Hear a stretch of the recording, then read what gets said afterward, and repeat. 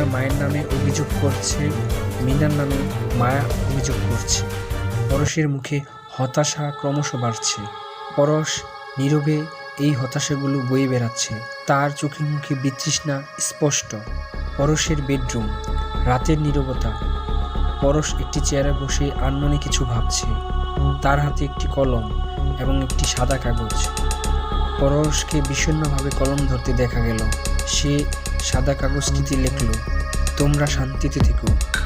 অন্ধকার একটি ঘর, একটি টেবিলের উপর সেই চিরকুটটি পড়ে আছে। ধীরে ধীরে সকালের আলো ফোটে এবং দেখা যায় পরশের নিথর দেহ মেঝেতে পড়ে আছে। লোকজন মিনা এবং পরশের মার কান্নার শব্দ শুনতে পায়। তাদের আর্তনাদ ভেসে আসে।